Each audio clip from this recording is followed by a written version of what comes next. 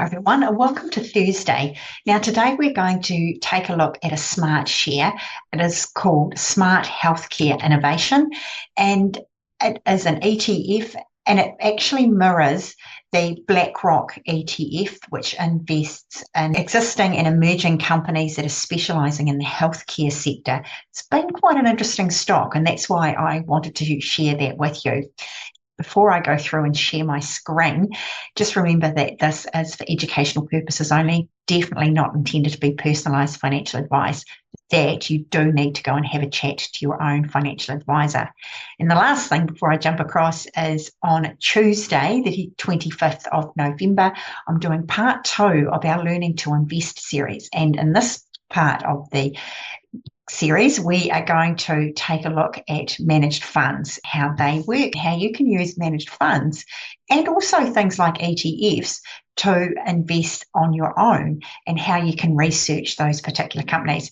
The link is for that is below, and hey, I'd love to see you there. So anyway, let's take a look at the healthcare sector. So here we are here. I've got it up on the screen. That's Smart Healthcare Innovation. The ticker code for this for the New Zealand Stock Exchange is LIV.NZ.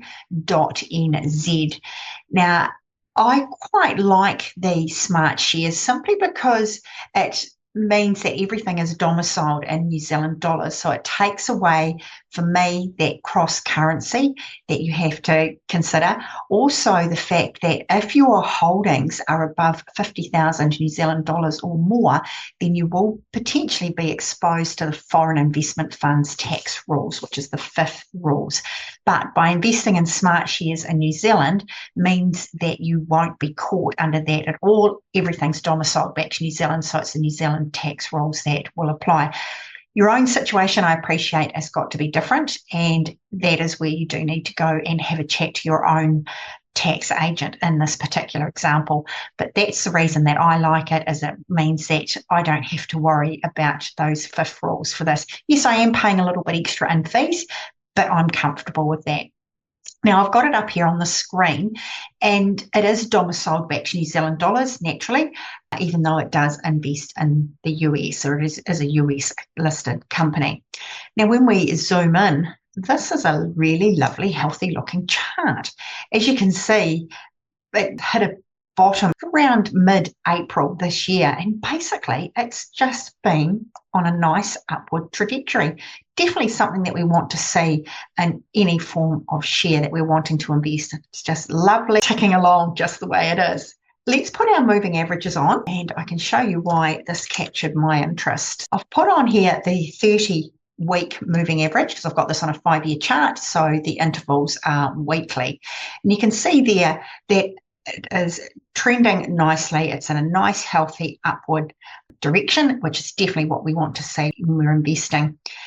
Now, we'll also put on the moving average, and this time we'll change this one to 15. And you can see here, it was roughly around August this year, beginning of August, you can see that the blue line crossed through the red line. So that means the 15-week moving average crossed up through the 30. And that is a good positive sign for any share. When those moving averages cross to the upside, usually means that the share is in a good upward trajectory. So that is a good thing for me. Now, what I also want to show you is if I jump across to the 1-year chart, which brings these candles to daily, and you can see that it has been on pretty much a nice smooth upward run, which is great. It is something that we want to see in a share. It's not saying that it's obviously going to continue, but you've got a lot more chance of it continuing, which is what we want. Now, if I go down to the RSI down here, which is the bottom indicator, this indicates whether a share is overbought or oversold. And in this example, it is up around that overbought territory. Now, for me, that is a great sign. Just because a share is in overbought territory, it doesn't necessarily mean sell. And the same as if a share is in oversold territory, it doesn't mean to buy it. What it does mean is that if it's nearing or in overbought territory, it means that people are out there, they're wanting to buy into this particular share, they're wanting to invest into it. So it can have a good positive connotation, if you like, and that's something that I want to have a look at when I'm investing. The other thing that I liked about this share is if I look at this ATR here, and currently it's 0.1. So let's take 0.1 and we'll divide it by the share price of $3.50 and make it a multiple of 100. So it's got a volatility of just under 3%. So when I'm wanting to invest into any ETF or index fund, I want to make sure that it has a volatility of under 5%, and this definitely has that, which is really good. If I zoom back in on this chart, you can see basically since those moving averages crossed, we've only had 3 weeks out of the last 14 weeks have been down weeks. And that is normal because nothing can keep going up forever. However, that to me, because there are more green candles on this chart than red ones, that to me indicates a pretty good opportunity potentially. It's certainly something that I'm going to put a little bit of money into simply because it meets all of my criteria, which when I was going through over the weekend and having a look at the index shares, because there's certainly nothing available on the New Zealand share market at the moment that interests me, out of all the smart shares that they have on offer, it narrowed it down just to this particular one, which is Smartshares Healthcare Innovation. So like I said, it's something that I'm interested in. Be keen to see how it goes, and let me know what you think. Is this something that would interest you? If so, why? If not, again, why?